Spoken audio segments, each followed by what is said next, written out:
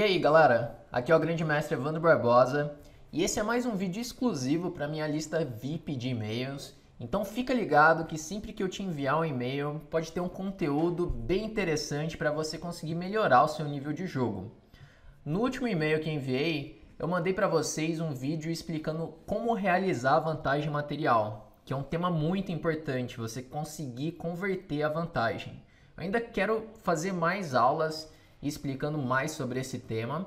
Só que nesse vídeo aqui eu quero explicar um pouco para vocês sobre pontos fracos, que é um tema de jogo posicional, é um tema de estratégia. Quando você chega ali no meio jogo, é muito importante você dominar esses temas posicionais. Você conseguir, por exemplo, identificar pontos fracos na posição do seu adversário, para então conseguir explorar esses pontos fracos. Então, durante esse treino, eu vou mostrar aqui para vocês alguns exemplos de como identificar essas casas fracas, esses pontos fracos, e poder assim explorar essas debilidades. Bom, e nesse primeiro exemplo aqui, tirado de uma partida do Botvinnik de brancas, jogam as brancas nessa posição e o branco ele consegue explorar uma casa bem fraca na posição das pretas.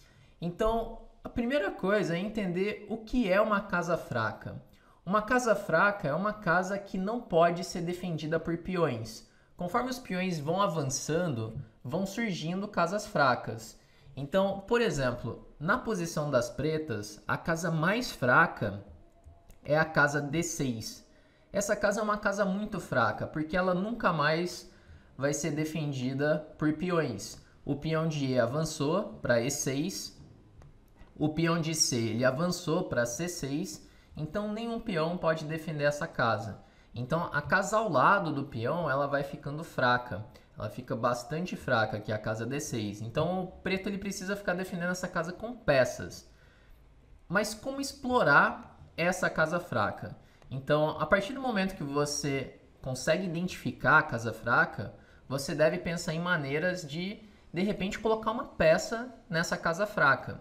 Nesse momento, parece muito difícil do branco conseguir colocar uma peça em D6. Por exemplo, um cavalo. O cavalo ficaria muito bem colocado nessa casa. Só que nesse momento não dá para jogar um cavalo E4 seguido de cavalo D6, por exemplo. Porque o peão de F5 está controlando essa casa. Então até vem ideias como, por exemplo, jogar um lance como G4. Porque se jogar F toma G4, dama toma G4, e depois as brancas podem jogar cavalo E4, seguido de cavalo D6. Mas acontece que depois de G4, as pretas também não são forçadas a responder com F toma G4. Então aqui o Botvinnik, ele conseguiu encontrar uma manobra, é uma manobra bem fina para conseguir chegar com o cavalo lá em D6. Então, nesse caso aqui, o preto ele não tem nenhuma ameaça direta. Então, o branco ele tem alguns tempos para conseguir manobrar as peças. E nessa posição, o Botvinnik faz um lance muito forte, que é o lance C5. E a ideia desse lance C5 é liberar a casa C4 para o cavalo. E o branco vai preparar uma manobra para chegar com o cavalo lá em D6. A ideia é jogar com cavalo B1, cavalo A3, cavalo C4 e finalmente chegar com o cavalo lá em D6. Então nessa posição as pretas fizeram A5 e aqui o branco faz cavalo B1, com a ideia de levar o cavalo lá para D6.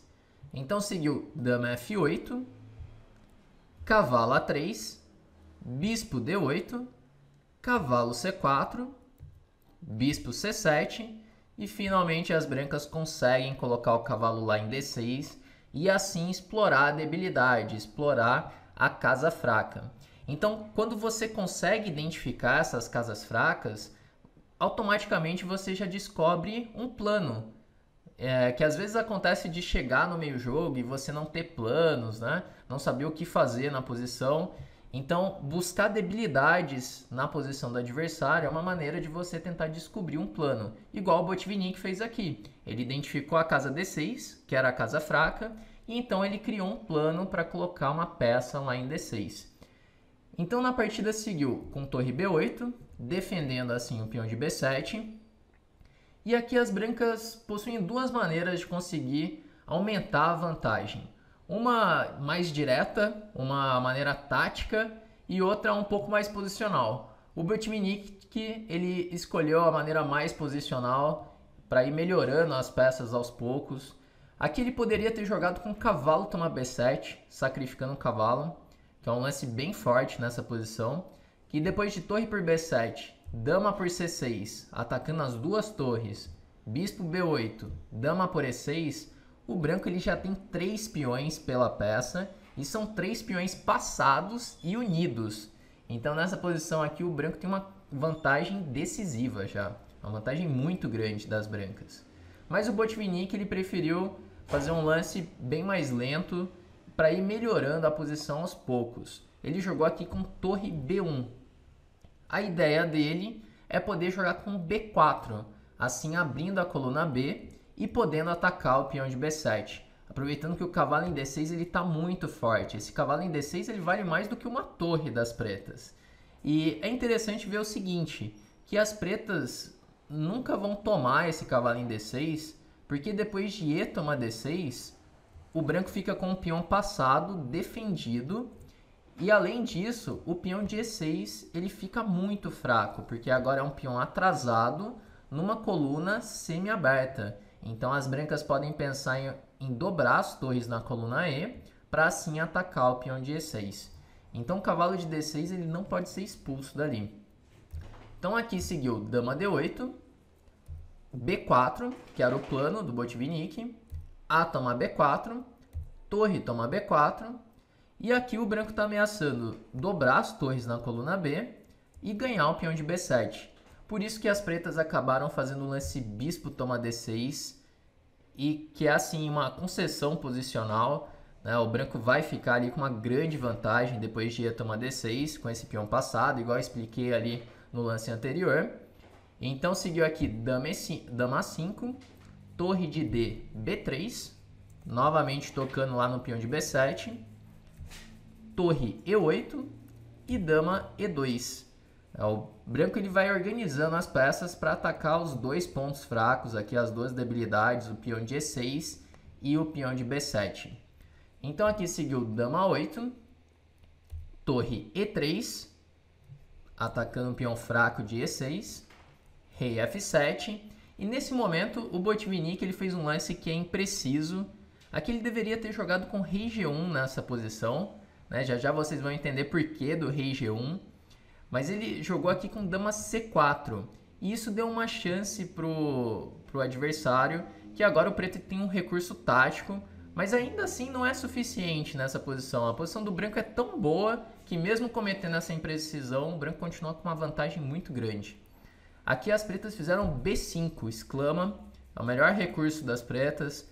A ideia é que se o branco joga A toma B5, tem agora C toma B5. E tá dando um ataque descoberto aqui, atacando já o peão de B5. Então nessa posição o Botvinnik ele não tomou em B5, ele jogou com dama C2. Então seguiu torre toma D6, o preto ele tenta ali alguns fogos de artifício ali, tentar criar uma confusão, porque posicionalmente o preto está muito mal. Então jogou C toma D6, C5, agora ele vai recuperar o material, vai recuperar a torre, só que depois de rei H3, C toma B4, o branco tem dama C7, e o rei preto ele também está bem exposto, o branco tem um peão passado de D, está ameaçando fazer D7, então seguiu aqui com rei G8, D7, torre F8, dama D6, já atacando o peão de E6, H6, dama por E6, rei H7, dama E8, porque se agora jogar torre por E8, tem D por E8 promovendo. Então seguiu B3, dama por A8, torre por A8, A toma B5, torre D8, torre por B3, torre por D7 e B6. E nessa posição as pretas abandonaram. Bom, por que o preto ele abandonou nessa posição? O branco está ameaçando jogar B7 e B8, assim promovendo. Então as pretas vão ter que jogar, por exemplo, com torre B7, e agora as brancas podem começar a avançar o peão de D, para jogar D5, D6 e D7. E quando o preto tiver que tomar esse peão de D7 com a torre, o branco pode jogar com B7 e B8, assim conseguindo promover. E caso o preto consiga trazer o rei para segurar o peão de D, os peões na ala do rei vão ficar muito vulneráveis e o rei branco ele pode avançar para conseguir ganhar esses peões. Por isso que aqui as pretas abandonaram. Bom, vou dar mais um exemplo aqui sobre pontos fracos de uma posição de uma partida minha. Essa posição eu tava de brancas.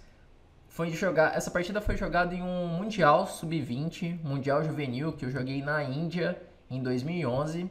E de pretas tá um garoto que na época ele tinha acho que 12 anos, um indiano, mais um desses prodígios indianos. E ele já tinha quase 2.300 de rating, então ele já jogava bem nessa época. Hoje em dia ele virou grande mestre, ele tem quase 2.600 de rating, então assim, era um prodígio mesmo. E nessa posição ele cometeu alguns erros estratégicos na posição e ele ficou com várias debilidades. E aqui eu faço um lance para conseguir explorar uma casa fraca na posição das pretas. Então aqui, se você quiser inclusive parar o vídeo para tentar encontrar qual é a casa fraca, aquela casa que não pode ser defendida por peões, e como que o branco pode manobrar as peças para explorar essa casa, eu acho que pode ser legal você parar o vídeo e depois continuar assistindo. Então nessa posição aqui, depois que ele jogou o Dama D6, eu consegui encontrar uma ideia para explorar a casa fraca C5, que é uma casa que não pode ser defendida por peões. Então aqui eu joguei com cavalo B3, com a ideia de colocar o cavalo lá em C5. Então ele jogou aqui com cavalo F7, tentando tirar esse meu cavalo de E5 que está muito forte, que também está numa casa fraca, né? Uma casa que não pode ser defendida por peões. Então eu segui aqui com o bispo F4. A ideia é sempre tomar de peça, porque, por exemplo, se ele joga um cavalo por E5, eu tomo de peão em E5, então aquela casa fraca ela desaparece, ela deixa de ser uma casa fraca. É importante sempre tomar de peça para conseguir assim explorar a debilidade. Então aqui, se ele tomasse em E5, eu tomaria de bispo em E5, sempre tomando de peça. Mas aqui ele jogou com dama F6, eu fiz dama D2, G5, bispo G3. Esse G5 acaba enfraquecendo ainda mais o roque das pretas. Então ele fez agora cavalo D8 para tentar defender esse peão de C6, que é um peão que está atrasado, é uma debilidade. Então eu faço torre de AC1, H5. Ele está tentando ali complicar a posição de alguma maneira, porque estrategicamente ele já tem vários problemas para resolver. Então fiz H3, G4, H toma G4, bispo H6 e agora F4. H toma G4. O rei está ficando muito exposto, o rei das pretas. Peão de G4 é mais um problema para resolver. Então já joguei aqui dama E2, ameaçando o cavalo por G4 em algum momento. Então ele fez bispo G7. Seguiu com cavalo A5. A ideia do cavalo A5 nessa posição é que eu vou atacar de novo o C6, né? E um detalhe aqui, depois de bispo G7, se eu faço um lance como cavalo por G4, ele pode jogar com dama G6. E agora quando eu tiro o cavalo, tá caindo meu bispo em G3. Então por isso que eu joguei primeiro aqui cavalo A5, mais uma peça atacando o ponto fraco aqui, a debilidade C6. Seguiu o cavalo E6, atacando o peão de D4. Cavalo de AC6, começa a cair as debilidades agora, já cai um peão. Ele joga cavalo por F4, bispo por F4, dama por F4 e agora torre de CD1. Eu até poderia tomar em E7 direto, só que em algumas posições o meu peão de D4 ele poderia ficar no ar. Então eu joguei aqui primeiro torre de CD1, defendendo o peão de D4 e ameaçando jogar cavalo por E7. E aqui ele tenta assim o último truque, né, um lance assim, de repente eu caio ali no golpe tático dele, que ele jogou bispo A6, sacrificando o bispo. A ideia dele é que se eu jogar dama por A6, tem dama F2 cheque, rei H2, dama H4 e aqui o preto tem um perpétuo. Mas acontece que nessa posição eu não sou forçado a tomar o bispo e eu faço aqui o lance cavalo por E7 cheque. Se ele leva o rei para H8, então tá levando aqui um cavalo G6 cheque, tá caindo a dama. E se ele faz o rei H7, como foi jogado na partida, eu tenho dama C2 cheque. E aí se voltar o rei para H8, eu levo o duplo de novo. E se vai com o rei para H6, eu tô jogando dama G6 mate. Bom, pessoal, então é isso que eu queria mostrar aqui para vocês. Como explorar debilidades, como identificar esses pontos fracos. Isso aqui é muito importante quando a gente fala de estratégia, quando fala sobre jogo posicional. Bom, então espero que vocês tenham conseguido entender e melhorar o jogo de vocês com isso. E lembrando que hoje, às 20 horas, eu vou fazer uma live, vou fazer uma aula ao vivo lá no canal, explicando como vocês podem usar o Chess Tempo para ajudar no treinamento de vocês, beleza? Então, a gente se vê mais tarde e até o próximo.